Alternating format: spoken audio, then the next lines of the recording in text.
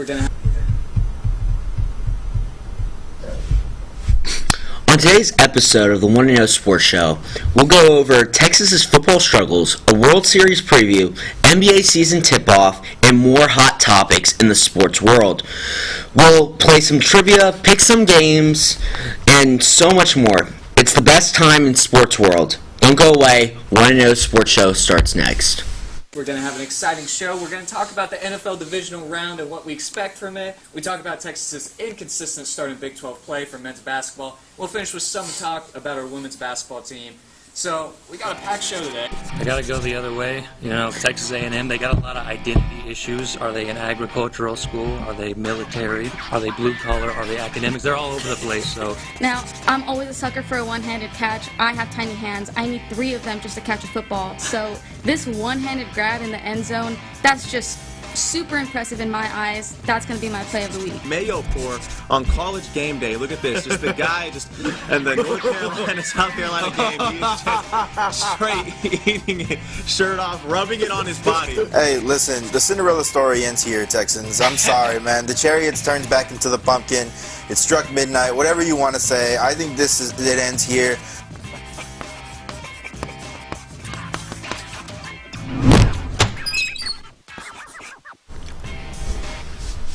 And welcome back to the 1-0 Sports Show, my favorite time of the week, this Good Friday.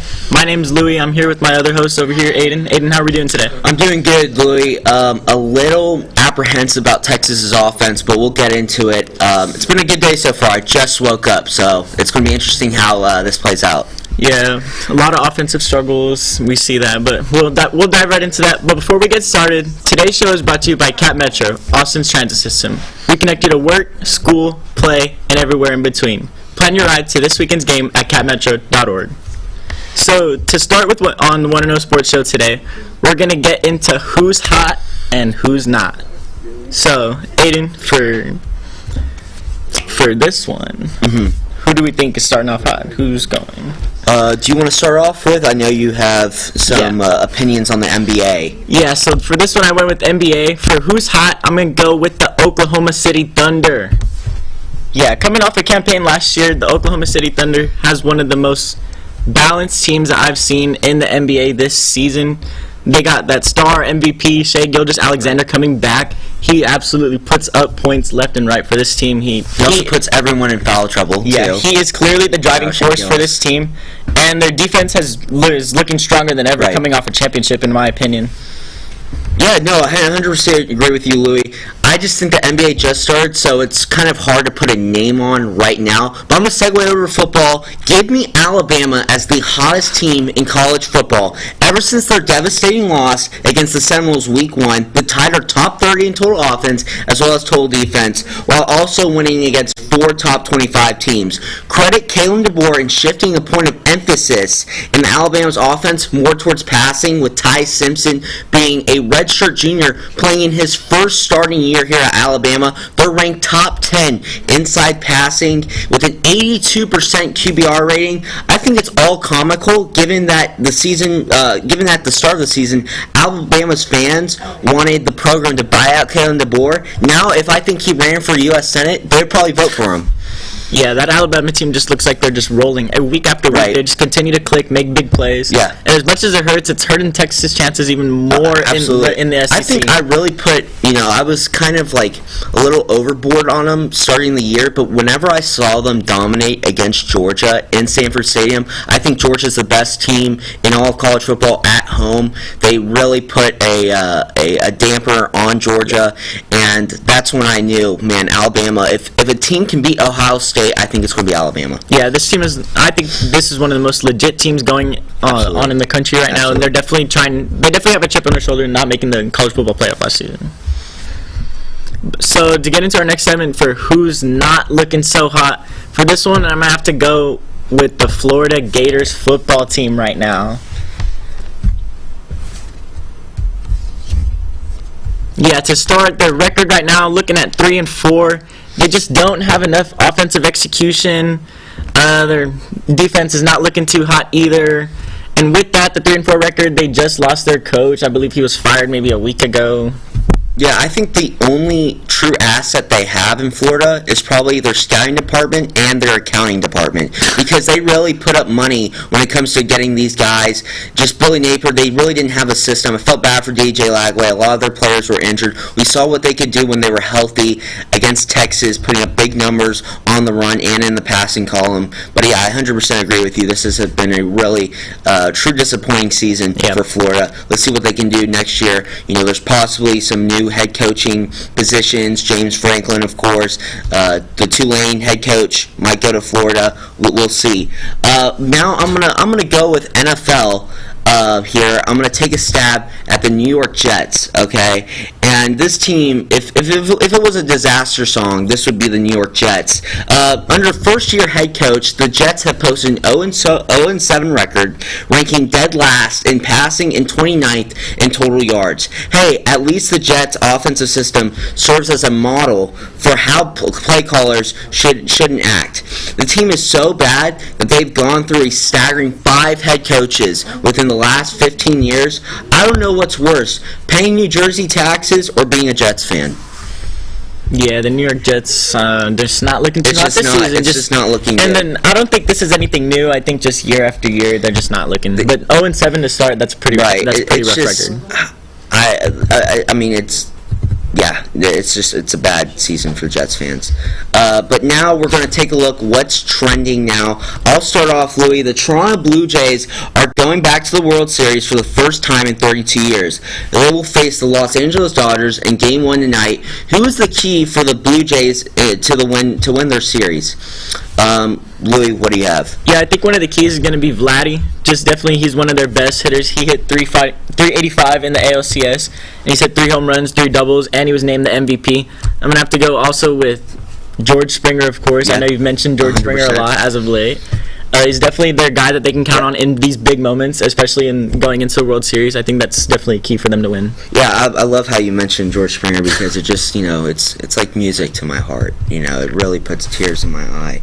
Back home in Houston, whenever he was playing with the Astros, we had a nickname called Springer Dinger. All right, Springer is a savvy veteran who has 4 total homers, along with 11 ribbies this postseason. But the more important thing to note, he's one of 2 Toronto Blue Jays players to have already had World Series experience with the Astros. In fact, back in 2017, when he played the Dodgers in a 7-game series, he owns the record for most home runs in a single World Series with 5. If anyone's going to play a critical factor, I think it's Springer. He's a savvy veteran. He's clutch in the postseason, as we've seen with his Astros resume and along with his Blue Jays resume. I mean, he's the reason why they're here. With that 3-run jam shot to right against the Seattle Mariners in Game 7. But yeah, give me George Springer as the most impactful player going into the series. Yeah, George Springer's definitely taking that leadership role extremely serious, especially with his experience, like you said.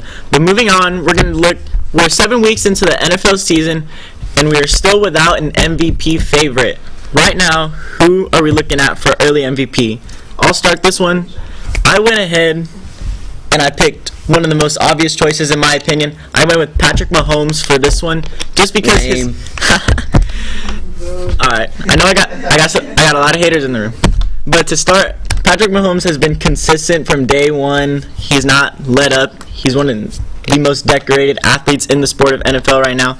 And right now, he's hovering around the top 5 in passing yards and touchdowns, and I think that's a pretty big deal. His leadership on the field as well, especially coming back in the Super Bowl last year, out of injury, coming back into the game. I think that's a big adaptability and leadership that he takes very serious. I agree with you. Patrick Mahomes has done well. I'm just tired of him just looking happy. NFL honor ceremony, him with another MVP and then a ring to add next day. I'm gonna go with Dallas here. I'm gonna Dak Prescott, Mr. Money Pockets, right over here. Dak Prescott is having the best year of his career since arguably his rookie season. Prescott is currently second among active QBs in passing yards and passing touchdowns, and number 1 in QBR.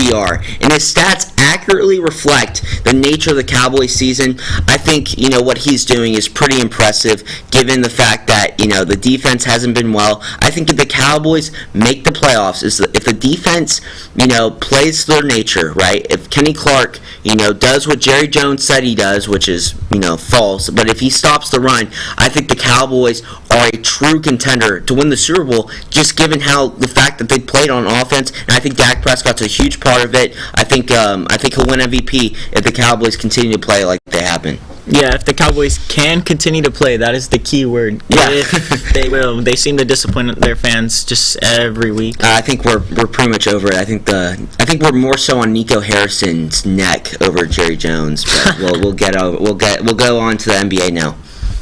Yeah, the NBA season tipped off this past Tuesday night. In a year where the finals seem wide open, who is making it out of the East and out of the West?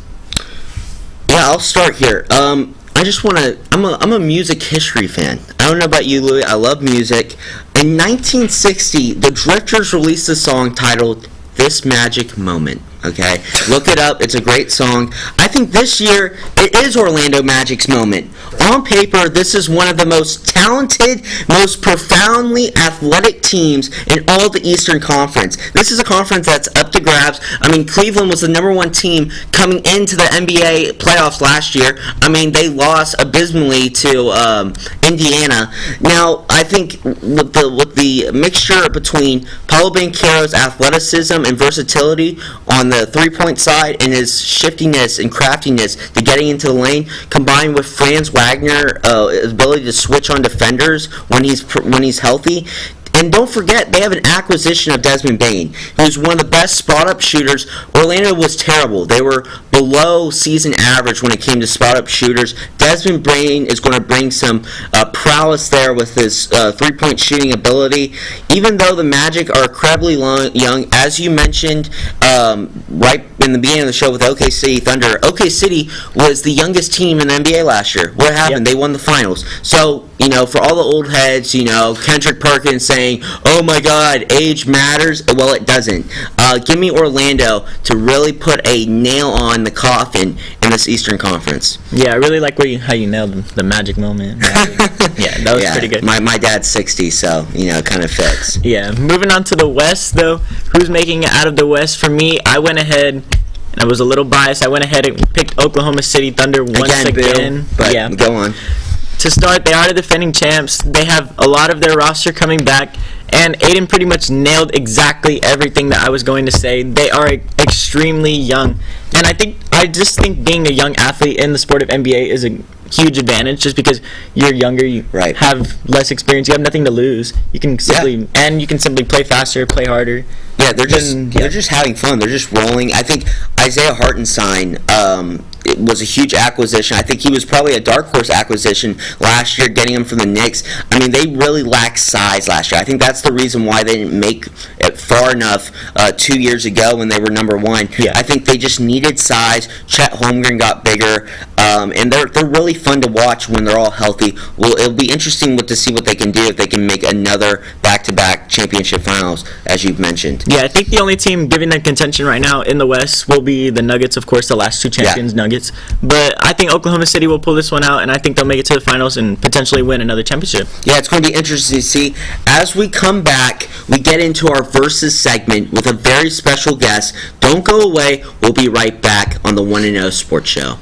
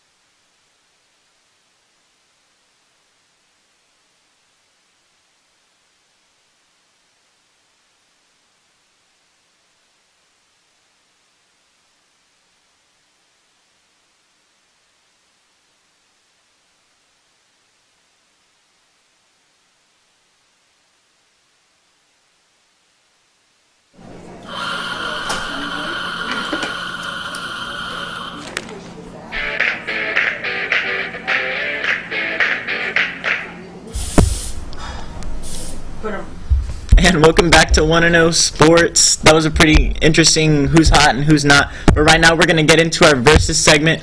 I'm Louie. We're still here with Aiden, and we have a special guest here with us. We have Penelope. How are we doing today, Penelope? I'm doing great. It's my first time on 1-0, and I'm super excited to give somebody this beautiful trophy. Yeah, first time on 1-0, but she is Crossfire champ. Maybe 2 weeks ago. I gotta get my crown back. Crossfire champ. She did win Crossfire. So we're going to get into one of my favorite segments, the versus segment. Basically, you'll see 2 clips, and whoever's clip you like better gets the point. Cool. I just want to point out, disclaimer, my internet was bad in my apartment last night, and I don't think I've had all the clips, but we're just going to roll with it, so it's going to be fun. All right, Louie, do you want to start off? Yeah, I'll start off. We'll start off with best NFL Week 7 play. I went ahead for Tez Johnson versus the Lions in this one, and I just think this is a super impressive play. Yeah, you can see he just completely jumps over everybody, dodges absolutely everybody, and still makes it into the end zone somehow. Me personally, that's a lot of big bodies to go around. I don't see how, if I were ready to do that, I'd be traumatized. I'm crushed to the ground. That takes a lot of skill to jump over. Yeah, it's like a joystick, like the do, right? Yeah. But now I'm going to stay with the NFL, right? I'm going to go with the AFC now. Tennessee is playing against New England at Nashville. We're going to see, if you know me, I'm a sucker for one-handed catch. I don't know if you looked. Drake May on a shotgun throws it to Mario Douglas on a slant. It was kind of behind him. I don't know. Look again, right here. Look at that. Ooh. Behind him, right there. That was a nice little shifty play. Yeah, that was pretty cool. The Pats would go on to score a touchdown and would end up winning the game 31-13. All right, Penelope. Wow, you're making it tough on me. I really thought by the first one I was like, okay, that's going to be it. Yeah. But that one-handed, that that is pretty impressive because you don't see something like that all the time. I just think I've got to go with Louis here just because of the athleticism on multiple fronts. It kind of was like a combo of, a lot of shiftiness, a lot of, joysticking, as he was saying. Yeah. Like, it was just a lot encapsulated into one. So I think that felt like the combo hit here. So I'm going to go with Louis. And I kind of regret, because when I was watching a YouTube video over all the top plays in the NFL, Louis' one came on like 1 minute. Mine came on like 30 minutes after. So I was there. I was watching there the whole entire time. I kind of regret it now. But I thought that one was very let's impressive, hopefully the MLB will kind of capitalize on this one. Louis, do you want to start again? Yeah, for this one I went with Alex Vasia's play versus Milwaukee in the playoffs. I think this is a pretty impressive double play that he makes right here. And if we can get that going. Yeah, here we go. This is a pretty big-time play. It's not super flashy, but it's simple. He takes it by himself, gets the double play, gets the outs. I just think that's impressive that he took it by himself, especially in a big moment like that. Yes. He can definitely sometimes fold, fumble. You never know what can happen in a play like that. Okay. Yeah, absolutely. I'm going to switch it up. I'm going to go with the AL now. George Springer, 3-run homer, bottom of the 7th. Take a look. Literally straight off to Ottawa right there. 400 feet, okay? Yeah. George Springer, and that what made it so important was the Blue Jays couldn't get a hit until within the first inning. So they went 6 scoreless innings. George Springer hits, the game-sealing home run right there against the Mariners to send the Blue Jays to their first ever World Series in over, 40 years, 50 years, years. Yeah. All right, well, this is a highlight show, and I got to give you the credit for that because I think that, while we love the non-flashy clutch moments, I did come sit on here to see some, big plays. So I think that absolute bomb from the Blue Jays, I'm going to go with that one. And I like you bringing up the fact that they had been, scoreless or hitless? Yeah, scoreless for 6 straight innings. Yeah. So I think that is just a testament to the grind to come back. So I'm going to go with the Blue Jays. Yeah, that fan on the last clip was definitely me. Yeah. That was definitely me. That's why I love highlights. So, you'll get the fan, the jumping in the stands, and then you also get, the devastated ones. I love seeing that. Yeah, fan reactions are hilarious. Yeah. Awesome. I love those. So, moving on to the next part, we're going to go with best college football play of Week 8. For this one, I went with Shaz Preston touchdown versus Army. I moved out of Power 5 just to give us a little mix of everything. This touchdown is for Tulane. Yeah, so you see here, he completely Whoa. fumbles the ball mid-air and recovers it and catches it, and they get the touchdown. And the game is basically over at this point because there's no way the other team is scoring in 27 seconds. And that won them the game right there. Fumbling the ball, catching it mid-air. I think that was pretty cool. Okay. Okay, well, I'm screwed on this one. But let's go on. LSU against Vandy. Take a look. Garrett Nussmeier, the former Heisman faithful, if we can get to it, in shotgun set. He, under duress, throws it to Xavion Thomas for a 62-yard house call. LSU would still go on losing the game. However, that was a great play. But, Louis, hats off to you. That was a fun one as well. You know what, though? I'm going to kind of go with an unconventional answer. I think I'm going to go with yours because that... I don't know if you get credit for fumbling it first. Like, that's kind of on you, and then you're making up for it by doing something you should by just catching. I don't know if that's, like, highlight worthy, you know what I mean? Like, you messed up first. Very impressive. I like that. And, like, you remember, she is from Philly. But, like... Now we got beef. I don't know. Yeah, I could give you some more points. I wouldn't, mess with me right now. But no, I think I don't want to give you credit for fumbling it first and then like recovering and doing something you should do. So I'm gonna go with Nuss on this one because that was a very impressive throw, getting it out under pressure, and then obviously big run to follow. So I'm gonna go with that I play. am very shocked, but let's go on. Yeah, there's no chicken, just all beef right now. Oh, I'm saying there's beef okay. Well, looks like I'm not giving you points for the rest of the time. Yeah, moving on to the next section, we've got worst umpire referee mistake. To start, I had Katie's timeout in their most recent game versus Oklahoma City. Now, this one I thought was pretty interesting. So as the play goes on, Kevin Durant, he moves on to try to call a timeout, but they had absolutely no timeouts left. And according to NBA rules, trying to call for a timeout when you have none left should result in a technical foul. Yep. And I believe the Oklahoma City Thunder coach simply stated that he just felt like the refs just missed it and they didn't follow the rules at that point. Mm-hmm. And ultimately, that is what led them to going into overtime because they would have had a chance to shoot a shot and to win the game and not have to go into double overtime, having me stay up late watching that game. So that would have ended the game and that would have been it. Yeah, no, that was definitely interesting. I'm going to go with a blooper now because I feel like that's like the refs were pretty good, accurately, calling plays at that time. As you mentioned, Louis, they were wrong about that one. But I'm going to go with Tua Tagovailoa's pick six interception against the Browns. Take a look. Tyson Campbell will go all the way back for a little double doink all the way.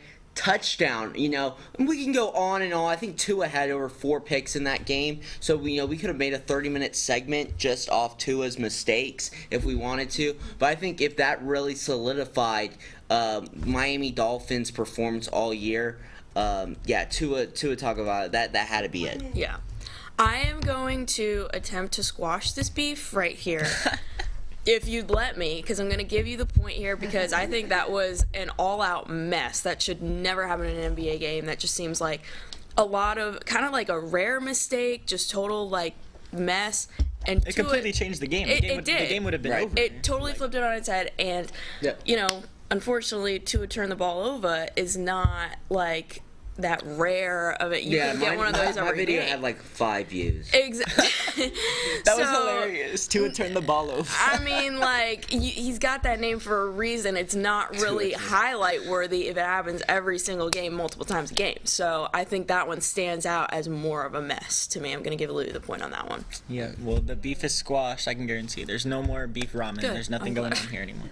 I'm glad. Moving on to the last part, we've got best miscellaneous play of the week. For this one, I went ahead and picked the volleyball play just because that is my absolute favorite sport. I went ahead and picked this SMU volleyball versus Louisville play. So you can see there's a big swing right there. The setter goes up to set the middle, and that's an absolute go straight down. And moving on to the next point, very next play, there was another block straight to the ground. And that is coming in a critical moment when it's 24-all. That's extra points already in deuce set. So to get 2 points off a block, that is great discipline by Louisville. Yeah.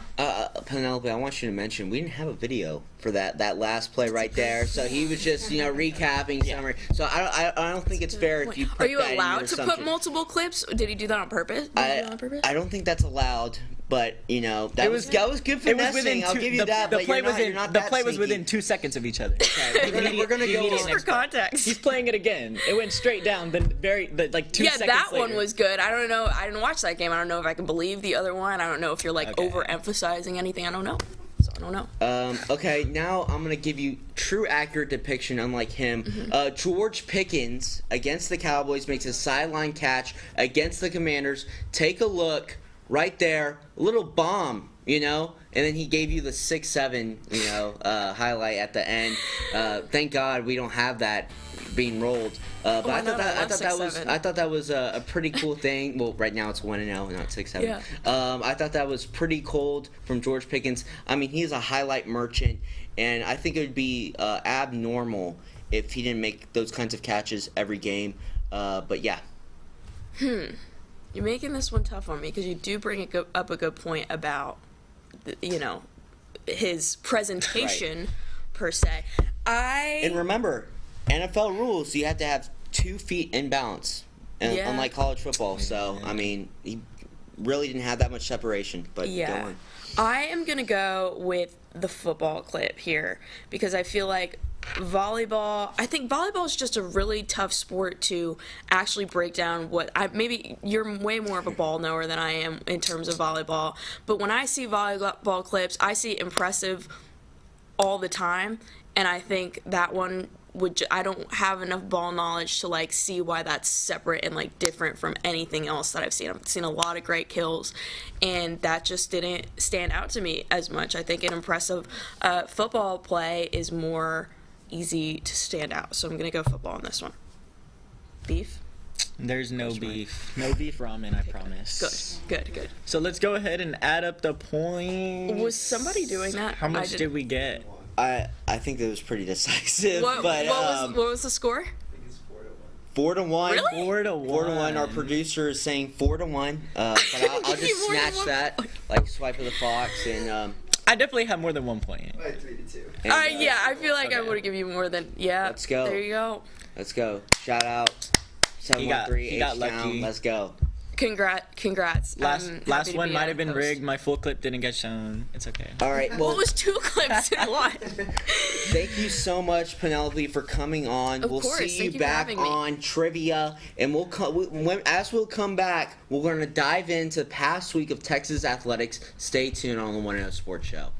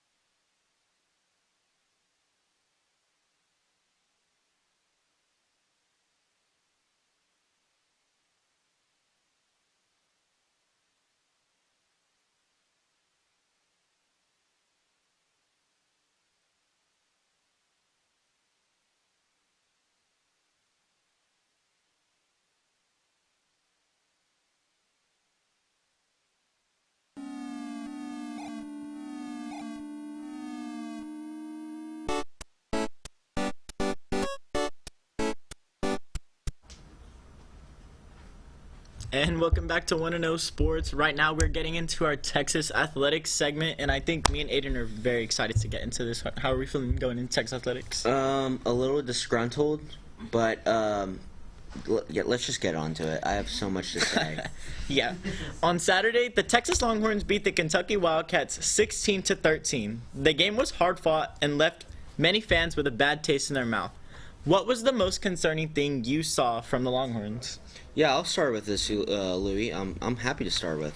UT only amounted with 8 first downs compared to the Wildcats' 26. That's abysmal across all 4 quarters, including overtime. UT's offense only held the ball with a time of possession of mere 20 minutes. And we talk about, the O-line being an issue. They gave up 18 QB pressures, 3 sacks. However, coming into the game, Kentucky had not won an SEC championship or SEC game, since a year ago, well over a year. And this is a UT team that has just been flat. And I get Kentucky's an SEC opponent, but they should be really lighting up the scoreboard on offense. There's absolutely no reason. Exactly. Georgia. If you're playing against Georgia or Alabama, there's some excuse there. You have some good evidence to prove, but UT had 47 yards on a run. I think this really eclipses why UT struggled against Kentucky. Kentucky limited them to 47 rushing yards. Quintravion Wider had 9 carries, okay? Basically saying UT's identity on offense is just run. Just run the ball. And if you limit the run game, you limit UT's offense, you limit their effectiveness. And if UT didn't have a top 5 team, if Anthony Hill was not on that team, Colin Simmons didn't have 3 sacks, Kentucky would have won that game, and UT would have been an afterthought in college football.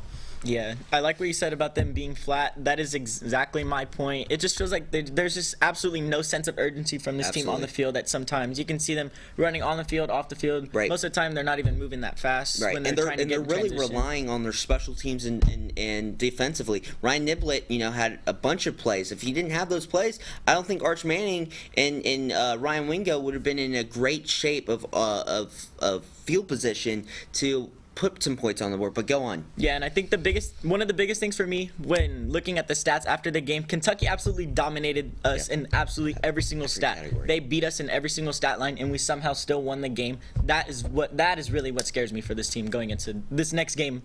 Pretty much tomorrow. That is what scares me going into the next game. And on paper, Mississippi State is better than Kentucky, and they've had some really close games against Tennessee. It'll be interesting to see what Arch Manning does and what Sark does if he changes, the play style to really, convey Arch Manning's prowess. But we'll see. Yeah, and even then, the last thing I want to say is that everybody wants to blame the quarterback, but when the throws are good, I don't see us capitalizing on that as well when the throws are there and where they need to be. Absolutely. I don't see just execution from this team as of late. All right, awesome. And I'll go on. We're going to continue with football. Another question we have from our producers is, along with the offensive struggles, many fans and analysts have called for head coach Steve Sarkisian to give up play calling.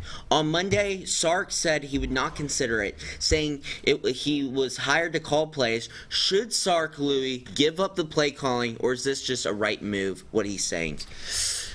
For this one, this is a pretty touchy subject, just because you don't want to question his coaching integrity with this one. But for this one, I'm gonna have to go with no. I don't think he should give up the play calling, just because in the past we have seen him have great success with his play calling. Maybe a few here and there, and I think we think that his play calling is off. But I personally think it's just better execution from the opposing team going on. I hope Sark does not watch this because of the amount of hate I'm going to receive from Sark fans. You think he's watching? Hopefully he doesn't, but I don't think he does. But I'm going to disagree with you, Louis.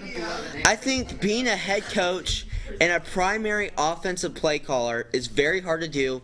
Doing the same thing. That's why you don't see Lane Kiffin do it. That's why you don't see Ryan Day do it. That's why you don't see Kirby Smart do it. Despite UT's offensive record, or the record in general, they have not looked really good. All right, they have been flat. They haven't played well against slower Division One teams like UTEP, right, that are 140th in total defense, right? UT, should be scoring.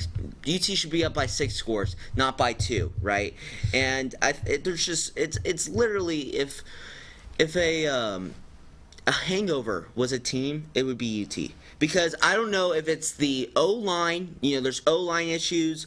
Arch Manning is been really inconsistent as of late, especially, when he's forced to be in the pocket and on blitz packages. He's been terrible. The pass game hasn't been well. I think, it's time for Coach Sark to give a new play caller. And I think Cliff Kingsbury, if there would be one guy, I think Cliff Kingsbury, the Washington Commanders offensive coordinator, I think he would be the great guy to do it. Coach Kingsbury has had great success, really molding players like Johnny Manziel, Patrick Mahomes, Caleb Williams. 2 of those were Heismans. Patrick Mahomes arguably might be next to Brady as being the greatest quarterback in NFL history. So I think Kingsbury would have been a great role. But yeah, I think this is a bad mistake from Coach Sark. Yeah, I'm just not too sure. We'll see what's going on with tomorrow against Mississippi State. I think that's going to be a pretty tough environment. Yeah, we'll see. You mean you'll see. I'm not going to watch the game. I'm going to watch the LSU A&M game. But yeah, go on. Yeah.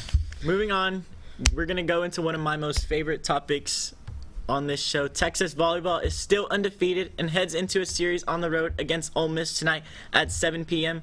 Who has been your MVP for this team so far? Yeah, I'll just I'm trusting you, Louie, as a volleyball head. I'm gonna go with Kari Spears. Is it Kari Spears? Yeah. As the MVP for the Texas Longhorn. I did not get this off ChatGPT. So far, she is a freshman outside hitter, already earning multiple SEC Freshman of the Week campaigns and honors and national recognition watch lists. I think she is the future of UT women's volleyball. And I think she's going to lead the charge moving forward as we near the season. Charge. Yeah, for me, my MVP for this season, I'm going to have to go with junior setter Ella Swindle. Last season, Ella, she really wasn't talked too much. She kind of got beat out by Avery Carlson at the setter position. And moving on the year before, she helped lead this team to a national championship as a freshman setter. I think that's really impressive. And taking that year off, I think has made her even better going into this season. She had a lot to work for and a lot of expectations, and I think a lot of people expected her to transfer and to move schools based on her position on the team last year, which was coming in maybe at the end of games for a few points when we're winning by a lot. And I think that says a lot about her character, just how she's been able to lead this team this season. Just because she didn't play too much, she has to establish new connections with new freshmen, and she just has to set this team up to win. Yeah, no, great stuff. It'll be interesting how UT finishes. Does Jared Elliott get another national championship to put on his belt? As we come back, so we'll get some of the producers in here.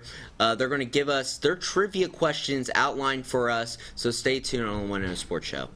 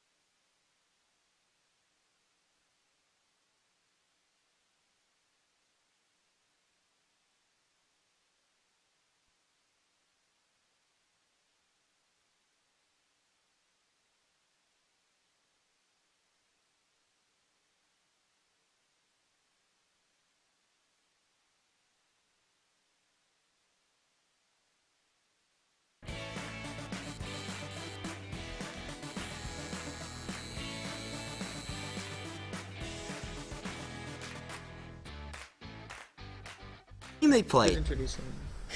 You can. And welcome back to 1-0 Sports. We were getting into a big discussion, but we're back on for trivia right now. We've got our, I'm still here as well. We got Aiden right here. Now we have Emma and Raymond on. Birthday boy over here. Raymond, happy birthday. Shout out. Thank you. How are we doing today? How y'all feeling being on trivia? Feeling good. I'm excited. I was promised a volleyball question. So. Okay. A lot of volleyball fans in the room today. So basically for trivia, it's us four versus Tyler on this segment. We're all going all in to try to beat Tyler with these questions because I have absolutely no idea where he finds them, basically. So yeah, let's see what our chances are and let's see how many points we can get to beat Tyler. Raymond kind of carried us last week, so. So for question 1, we've got, who was the first player ever drafted into the NBA in 1947? Wow. They're all old-timey names. There's no process of elimination. Guys, Dick. No. Dick's I feel like I would know that if it was Dick. That is a word we can say. I'm relying on Raymond for NBA. Okay, and then Gene Stump. I feel like I'm feeling Clifton McNeely for some reason. I feel like Clifton. it's given very. This is It's given like Buffalo, you know. Yeah, Rochester. Yeah. Give me Clifton. Or Cincinnati Royals, you know. Yeah, there you go. Give me Clifton. Let's get Clifton. What do you guys say, Emma? I agree. I agree with what me and Emma are consensus agreeing Yeah. with Clifton? this one. We got it. Yes! Yes. Okay. We're 1-0. Okay. Question 2, who is the only NBA player to win MVP, Defensive Player of the Year, and Finals MVP in the same season? Okay, so I thought Shaq won one in what? Shaq didn't win a Defensive Player of the Year. So he's Not during the three. He's not even on the list. It's not Dikembe. Hakeem. No, he was. I don't think Jordan. He was a 6 seed. Did Jordan win one in the 90s? Did he win a Defensive Player of the Year in the 90s? No, I want to say it was Giannis. Well, Matumbo, that's easy. That's Like, not. I wear Giannis shoes. I would say Elijah won back in '94. You know, he was probably the best player. I would go Did he Elijah. win it? No, he didn't win MVP in '94. That was Barkley, and then David Robinson won it in To be honest, the '95. last basketball I game think I it's watched was Giannis. the Wings. So. I think it's Giannis. Has Hakeem hasn't. I think it's Giannis. I'm splitting Raymond. I'm agreeing with y'all with Giannis. I'm agreeing with Raymond on this one with Giannis. Because I don't that's think a sick MJ didn't name. win a Defensive Player of the Year. in the Okay, we'll go with 90s. Giannis. Yeah, I That's a think it's sick Giannis. name. He Number got some one. cool shoes. It's either Giannis or Hakeem, but I want to say it's Giannis. Yeah. Oh my God! What year was that? 94. I thought Barkley won it. that No, You he weren't probably even alive.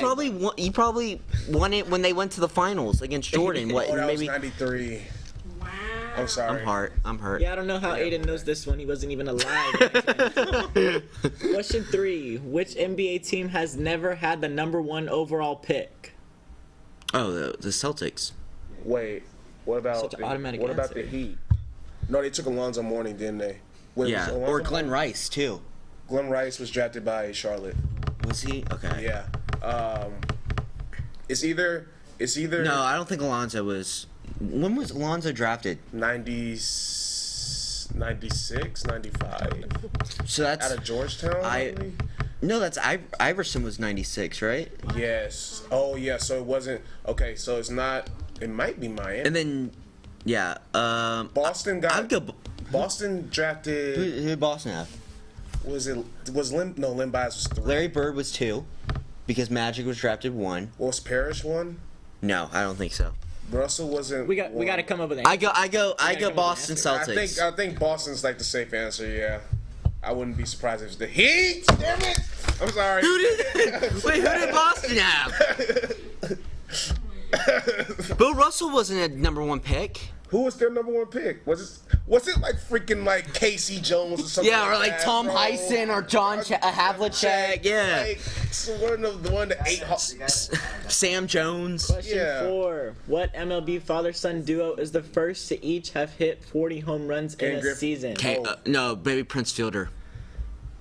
Cecil Fielder and maybe Prince Fielder, maybe. Yeah, cause It's 3 or 4. I don't think Senior had that power like that though. Yeah, Ken Griffey Sr. wasn't an all-star, Was I it? don't think. Oh wait, never mind. I think Cecil Fielder was an all-star. But did Cecil have 40 though? I know Prince did, but Cecil did. Did Griffey ever get 40? I know Junior definitely did. But Okay. I think the safe answer is the Ken Griffey's. Those are the safe. I think that's the safe answer.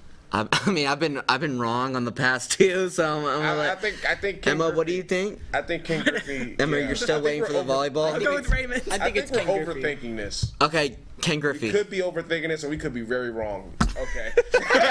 Oh, we just gone back and forth. You said they. It's always the opposite of what It's never what we think. It's always like it's like the second option. trivia should be like an exam. Trust your gut. Okay. What Big Four U.S. sports team holds the longest championship drought? Big Four. Definitely not. No. Wait. Ways. That's the Guardians. Championship. I mean, Guardians didn't win it in 2016, so Do the Cardinals even have a championship? no, they lost against the Steelers. I know what I'm saying. So they never had a title. Steelers, shout But out. how long have they been around?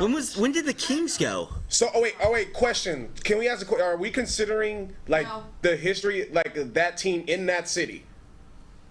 What? Cause like Arizona used to be St. Louis. It's all time with relocations. Okay, with relocations, it's not Atlanta.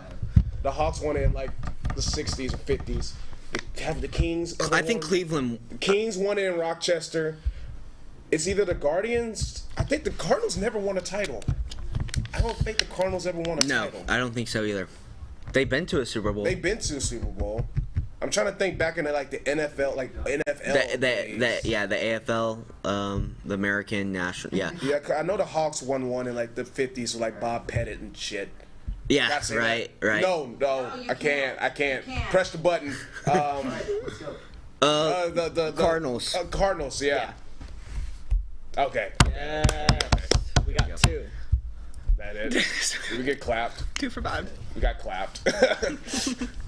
Oh, is that? Are we done? We got Yeah. clapped. We got clapped. Yeah. Unfortunately, If we would have went with our first gut on every question, we would have swept them. Yeah. yeah. But unfortunately, we did. Who did We're like Boston in take? the right playing field. Huh? We're almost there. Tyler Who did wins. Boston take Tyler just that first continues to pick? pull these questions, and I have no idea. That's a good question. Wrap it up. Markel Fultz. Oh, we already. Oh.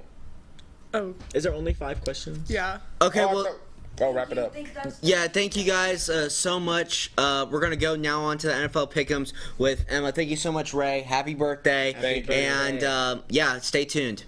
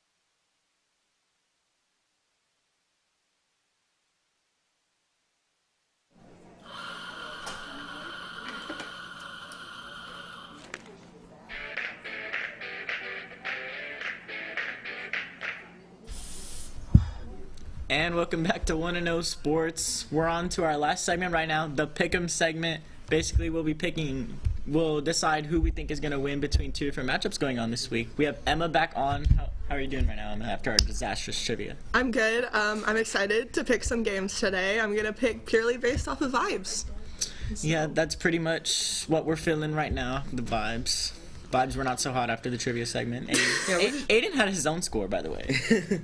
Okay, yeah, so, Lou, do you want to go into it, or do you want me to go into it? Yeah, for this first game, this first matchup, we've got number 8 Ole Miss at number 13th ranked Oklahoma at 11 a.m. Aiden, who do you think is I got Ole Miss. I mean, they've had a dynamic resume. They beat LSU when they were ranked number 4. They almost beat Georgia. They were leading against Georgia the whole entire game against Stanford Stadium. Ole Miss has a top 5 offense. Shout out Lane Kiffin and his style. And shout out, they're a great party school. If I really want to get out of Boston, I would go to Oxford.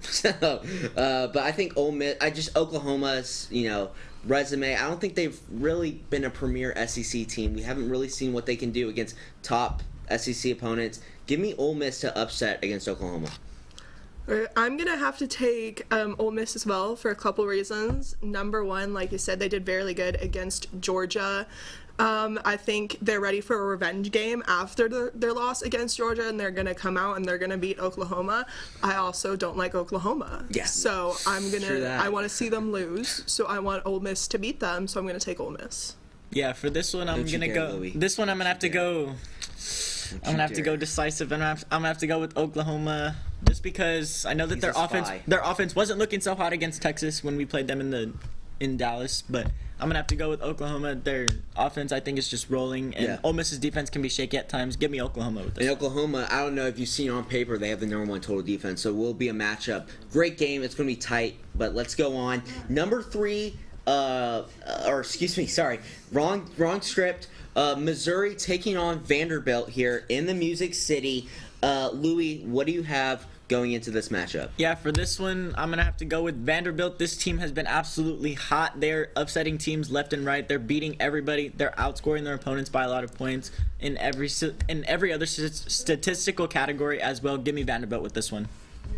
So I'm going to go with Mizzou. Honestly, I want a good underdog win here. I love Mizzou as a school, and I need Vanderbilt to be taken down a peg before we play them.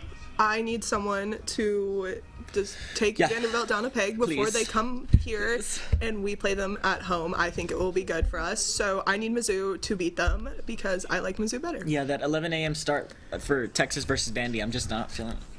No. I kind of feel bad rejecting Missouri when they, accepted me. I kind of got a full ride there. So I'm gonna give my love back to them, my appreciation for them taking interest in me. Let me get Missouri here. They've had a really good year so far. They've played against some really good teams. I don't know if you guys saw that they almost beat Alabama. They were controlling that whole game in Columbia. Give me Missouri. Again, Vandy, similar to Oklahoma, they really haven't played a premier team yet. Give me Missouri to upset the Commodores here in this one. Yeah, in this next matchup we've got number 3 A&M at number 20th ranked LSU. For this one, go ahead and give me LSU all the way. I love a good underdog story. LSU is going to be looking for vengeance. They've dropped quite a bit in the rankings, but they're going to look to upset this team, especially at their home turf. I'm also going to take LSU. I think that LSU can come out and beat A&M. I think LSU's been playing very good all season. I think this is like one of the biggest challenges of A&M's season right here, and I foresee them falling apart when they're faced with a big challenge like this. I think LSU is going to win. Like, it's at home for LSU, so I think that plays a big factor in it too, and I think they're going to come out, and I think they're going to beat A&M. Hello? I'm getting a phone call right here. Wait, slow down. Hold on. You want me to say the Aggies for the win? I can't hear you. I can't hear you. Give me LSU Okay, give me the LSU Tigers for the win here. I don't know why I'm saying this because A&M is just outperforming them in every statistical category. But I like their food in Baton Rouge, and I like their stadium. And I'm this is not biased because I go to UT, but give me LSU. Give me LSU. Yeah, and this next matchup, we've got Houston at number 21 ASU. For this one, give me ASU. Their resume is way better. Tempe's a cool city. Don't know much about Arizona State, but They have a good journalism school. They're looking pretty good. Yeah, so give me Arizona State over Houston. I'm gonna take Houston purely for the fact that my family likes Houston. My uncle went there, and I would love to see them win for him. And again, love a good underdog, so I'm gonna take Houston. I have a layover. I had a layover in Phoenix one time, and I saw their stadium looking through the Jack in the Box next to the airport to Arizona State. And while we recover, Okay. next game we got number 21 USF at Memphis. For this one, go ahead and give me South Florida, just because they're on a hot streak right now, and I think they will definitely dominate this team on the road. Okay, I'm gonna take Memphis. I think they've had some good upsets in the past couple of years. I think Memphis is one of those teams where like, okay, like maybe like most games you're like not gonna take them, but I think Memphis is capable of big upsets when it comes around, and I think Memphis could pull off this upset. Yeah, I think Memphis, they're a great team, but they have put up 30 plus on their defense within the last 3 games. Give me Alex Golish and the USF Bulls here coming in. They're ranked 21. I think Byron Brown's going to have an electric game. You know, he's going to go well over 300 yards, and USF is going to go over the spread. Yeah, in this next matchup, we've got the Wolves versus the Lakers. For this one, give me Minnesota, just because their defense is looking hot going into this season. And Minnesota, I think, is a pretty cool city. So give me the Wolves over the Lakers. Yeah, they also house Target, so you know they're great. But let me get the Los Angeles Lakers here edging out the Minnesota Timberwolves here. LeBron James with the acquisition of Luka Doncic and the DeAndre Ayton in the 5. You know, he's a great play setter. He's going to give a lot of picks to LeBron and Luka to work with. Give me the Lakers. I just think I'm not really in it with Timberwolves this year. I think Rudy Gobert's going to have a down year. Okay, after that stunt LeBron pulled where he made everyone think he was retiring with that ad, I can't. I'm taking the Wolves. That was so disrespectful. That was so weird. So I'm taking the Timberwolves on this. Yeah, in this next matchup, we've got the Celtics versus the Knicks. Aiden, go ahead and start with this one. Yeah, I'm going to keep it simple. Knicks here. I think they're one of the best teams, even without Tom Thibodeau this year at the helm. Jason Tatum's going to be out for an extended amount of time. He might not even play this year, given his injury, his torn ACL injury. Give me the Knicks here to win. I'm going to take the Celtics. I like their uniforms. That's pretty much it. Yeah, I'm gonna go with the Celtics too. Their history, they've proven. For me, give me the Celtics with this one. And for this next game, we've got the Packers versus the Steelers. For this one, we already know who I'm going with. I'm going with the Steelers. Shout out to my dad, diehard Steelers fan. That's why I'm picking this matchup. Give me the Steelers with this one. I'm also going to take the Steelers. I think Aaron Rodgers is going to have a little bit of a revenge game against the Packers, and I think the Steelers are going to win. No, they have no offense, the Steelers. Okay, let's be honest. You know, last year was a fluke. The reason why they made the playoffs was because Alex Highsmith and T.J. Watt were on that team. There's no versatility on this offense. I mean, DK Metcalf was supposed to be your star guy. He really hasn't had a great year. I dropped him in fantasy week 1 just because I didn't like it. He looked at me funny. But let me get the Packers here. You know, the Packers have been great with the acquisition of Micah Parsons. Really, just his presence alone is going to give Aaron Rodgers a tough time. You know, and then also with the guy from Michigan who I'm blanking on his name right now. Raymond Gorey's probably hating on me right now for forgetting his name. But the Packers, give me this one in a blowout victory. Yeah. I don't know about this one. But this next matchup, we've got the most anticipated one. World Series, Blue Jays versus the Dodgers. Emma, let's start with you. Let's get your take on this. Okay, know nothing about baseball. I know Raymond hates the Dodgers, so I'm going to have to take the Blue Jays, even though I hate Toronto. Clapping in the back. And for this one, I'm definitely going to go with the Dodgers. Ohtani, nothing else to say. That's it. Yeah, I'm gonna have to go with the Blue Jays. I just don't like the Dodgers. I'm an Astros fan, and the Blue Jays they're gonna make a statement this World Series. Yeah. I'm totally not confident about that, but they're gonna make a statement. Stay tuned for World Series. Yeah, awesome. Now we're gonna go on. I'll take this one, Louis. 22 ranked Texas at Mississippi State. This is an afternoon game. What do you got, Emma? Okay, so as much as it pains me to say this, and it really pains me to say this, I'm gonna have to take Mississippi State. They've been playing good all season. They almost beat Tennessee. They did. They've been playing good all season. They've been playing hard all season, and Texas just isn't. Right. We're not seeing them perform at the level we thought they were going to, especially in their most recent game. I was on the edge of my seat the entire game because what do you mean we were tied and went into overtime with a basketball school? So I'm just gonna have to take Mississippi State. Yeah, I like how you brought up the basketball school. That's the team that I personally watch for basketball. So for this one, I'm going to have to go with Texas. A little bit not biased, but I am going with Texas with this one just because I like a good comeback story. Even though they're struggling right now, I think this team should be labeled as the comeback kids just like Texas volleyball sometimes. They're young, they're ready. Give me Texas with this one. Mississippi State's just better than Kentucky in flat out every category. They've had a really good year despite their schedule, despite their record. Mississippi State just on paper is just better, and I think they're going to win. You know, this is, as we mentioned, I think last show with Kate, this is an alumni game, so the cowbells will be rolling. I don't think Arch Manning's going to handle the pressure well, and give me the Bulldogs in a dramatic upset. Yeah, we'll see about that one.